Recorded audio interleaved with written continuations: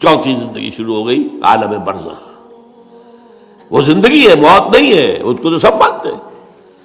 عذاب قبر ہم مانتے ہیں، قرآن سے ثابت ہے۔ بعض لوگ یہ سمجھتے ہیں کہ شاید قرآن میں ذکر نہیں ہے، غلط بات ہے، لیکن میرے پاس زیادہ وقت نہیں ہے۔ برزخ کے اندر زندگی کی ایک کیفیت ہے، اس کے اندر جیسے کہ ہمارے یہاں بڑی ویسے چھڑ گئی ہیں۔ حضور کی زندگی کیسی ہے؟ آیا ایسی ہے جیسے دنیا میں تھی یا اس سے کچھ مختلف ہے؟ تو میں کہا کرتا ہوں دنیا کی زندگی تو اتنی اچھی زندگی نہیں ہے، حضور کو جو زندگی ہے عالم برزخ میں، اس کا تو ہم تصور بھی نہیں کر سکتے۔ اس عالم برزخ میں کہا گیا شہداء کو وَلَا تَقُولُوا لِمَن يُقْتَلُ فِي سَبِيلِ اللَّهِ أَمْوَاتٌ بَلْ أَحْيَاءٌ وَلَٰكِن لَّا تَشْعُرُونَ۔ اللہ کی راہ میں شہید ہو جانے والوں کو اموات مت کہو، مردہ مت کہو، زندہ ہے، تمہیں اس کا شعور نہیں۔ ہمیں شہداء کی زندگی کا شعور نہیں، پھر صدیقین اوپر ہے، پھر انبیاء ان کے اوپر ہے، پھر رسول ان کے اوپر ہے، سب سے اوپر سید المرسلین ہے۔ کیا زندگی ہوگی، ہم کیا تصور کر سکتے ہیں؟ ما لا عین رأت ولا اذن سمعت ما خطر علی قلب بشر۔ بہرحال پھر یہ چوتھی زندگی آ گئی، پھر آئے گا، پھر سور پھونکا جائے گا، اور پھر فَإِذَا هُمْ قِيَامٌ يَنظُرُونَ، تو سب زندہ ہو کر دوبارہ کھڑے ہو جائیں گے۔ وہ یوم القیامہ ہوگا، کھڑے ہونے کا دن، اور اس سے ہمارا پانچواں دور شروع ہو جائے گا، حیات اخروی۔ اچھا، حیات اخروی کے بارے میں ہمارا کیا ایمان ہے؟ کیا وہ کبھی ختم ہونے والی ہے؟ وہ تو ابدی ہے۔ فَإِنَّهَا لَجَنَّةٌ أَبَدًا أَوْ لَنَارٌ أَبَدًا، یہ پوری زندگی تو زندگی کتنی بڑی ہو گئی۔ تو اسے پیمانہ امروز و فردا سے نہ ناپ، جام جام پہم دواں ہر دم جواں ہے زندگی۔ البتہ ایک کام کیا کیا ہے اللہ نے، یہ جو دو موتوں کے درمیان زندگی آئی ہے، پہلی موت جو کہ ہم عالم ارواح سے، اس کے بعد سلا دیے گئے، موت آ گئی نا، پھر اللہ نے زندہ کیا۔ پھر جو ہمیں موت آنے والی ہے میری اور آپ کی، ان دو موتوں کے درمیان ایک زندگی کا حصہ کٹ گیا اس میں سے۔ یہ لمبا پروسیس، وہاں سے وہاں تک، مبدأ و معاد، انا للہ و انا الیہ راجعون، اس میں یہ چھوٹا سا ہماری زندگی میں سے حصہ کاٹ کر اس سے ایک امتحانی وقفہ بنایا گیا۔ خلق الموت والحیات لیبلوکم ایکم احسن عملا، اس نے زندگی اور موتیں تخلیق کی ہیں تاکہ تمہیں آزمائے کہ کون ہے تم میں سے اچھے عمل کرنے والے۔ یہ امتحانی، اس کو بھی اقبال نے خوب کہا ہے، ملزم ہستی سے تو براہ مانند حباب، اس زیاں خانے میں تیرا امتحان ہے زندگی۔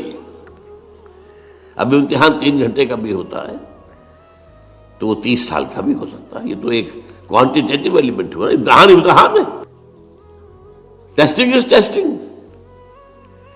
یہ حیات دنیاوی امتحان ہے، ملزم ہستی سے تو براہ مانند حباب، اس زیاں خانے میں تیرا امتحان ہے زندگی۔ اس کے بعد جب ہمیں دوبارہ اٹھا دیا جائے گا، حساب کتاب ہوگا، اعمال کا جزا و سزا کے فیصلے ہوں گے، اور پھر یہ جنت اور یہ دوزخ، وَإِنَّهَا لَجَنَّةٌ أَبَدًا أَوْ لَنَارٌ أَبَدًا۔ یہ حیات ایک ایمان باللہ اور ایمان بالآخرہ، ایمان بالآخرہ کے ضمن میں پورے حیات انسانی کا ایک تصور جو ہے سامنے لانا ضروری ہے۔ اب آئیے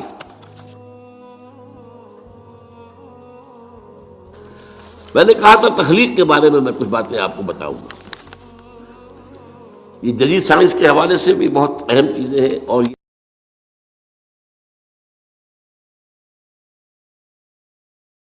یہ قرآن کی حکمت اور فلسفے کے لیے۔ بدقسمتی ہماری یہ ہے کہ ہمارے جو فلسفی مسلمان ہوئے، ابن سینا ہو، فارابی ہو، کندی ہو، جو متکلمین ہوئے جنہوں نے عقل سے کام لے کر قرآن کی تفسیریں کی ہیں، امام راغب میں بہت بڑے مقام پر ہیں، اور ہیں بہت ہیں. کچھ صوفی مزاج صوفی ہے، فلسفی ہے. ان سب نے اپنی زیادہ تر گفتگو کا دار و مدار یونانی حکماء اور فلاسفہ کی بات پر رکھی ہے. سقراط اس کا شاگرد، افلاطون اس کا شاگرد ارسطو. ہمارے متکلمین، ہمارے فلاسفہ سب ارسطو کے شاگرد.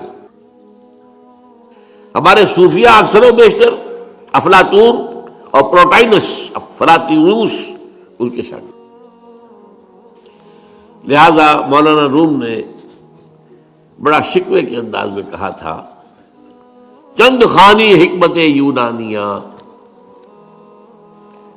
تم کب تک یونانیوں کی حکمت پڑھتے رہو گے، یونانیوں کا فلسفہ پڑھتے رہو گے، یونانیوں کی میٹا فزکس، یونانیوں کی منطق. چند خوانی حکمت یونانیہ، حکمت قرآنیہ راہم بخواں. کبھی ذرا قرآن مجید میں جو حکمت دی گئی ہے، جو فلسفہ دیا گیا ہے، جو حقائق بیان کیے گئے، کبھی ان پر توجہ کرو.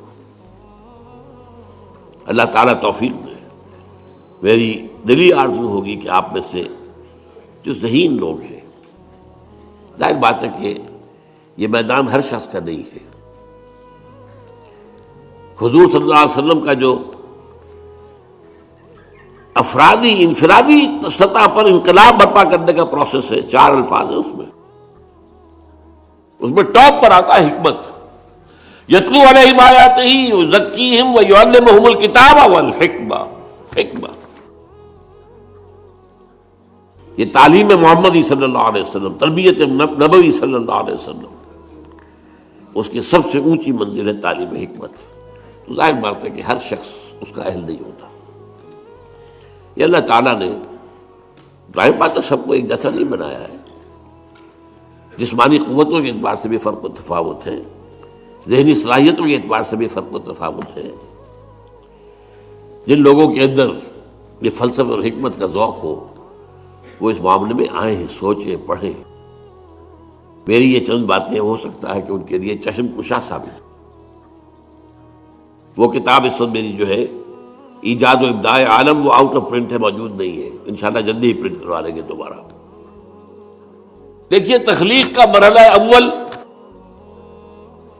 عالم امر ہے. اللہ کا ایک حکم کن، انما امرہ اذا اراد شیئا ان یقول کن فیکون. اس کن سے ایک نور پیدا ہوا ہے، ویری سٹل، لطیف، حرارت کوئی نہیں، خنک نور. یہ نور اللہ، یہ پہلی شے ہے جو پیدا ہوئی ہے. حکم ایک کن، یہ عالم امر ہے. اس نور سے پیدا کیے گئی تمام ارواح انسانیہ، تمام ملائکہ. ملائکہ کے بارے میں حدیث موجود ہے، قرآن مجید میں ذکر نہیں ہے، حدیث میں ہے. حضرت عائشہ رضی اللہ تعالی عنہ سے مسلم شریف کی روایت ہے کہ ان اللہ خلق الملائکہ من نور. یہ عالم امر ہے پہلے جو پیدا کیا گیا ہے. ایک نور، بسیط نور، لطیف نور. اس نور سے ارواح انسانیہ.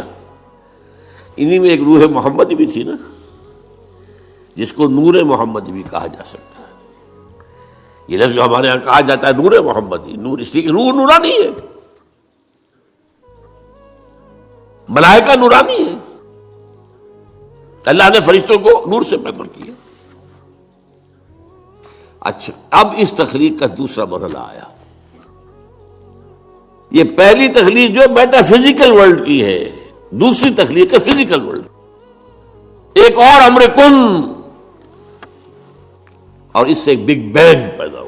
یہاں سے سائنس شروع ہوتی ہے، اس لیے کہ وہ جو پہلا معاملہ ہے وہ سائنس کے دائرے سے باہر کا ہے. ارواح ہو، ملائکہ ہو، کچھ سائنس کے دائرے سے باہر. وہ عالم امر ہے. یہ عالم خلق شروع ہوا ہے. اب اور عالم خلق اور عالم امر میں ایک بڑا بنیادی فرق جان لیجئے. عالم امر میں اللہ کے کسی حکم کے تعمیل میں کوئی لمحہ صرف نہیں ہوتا. کن فیکون، کن فیکون، نو ٹائم ایلیمنٹ. یہی وجہ ہے فرشتے کو عرش سے زمین تک آنے میں کوئی وقت نہیں لگتا.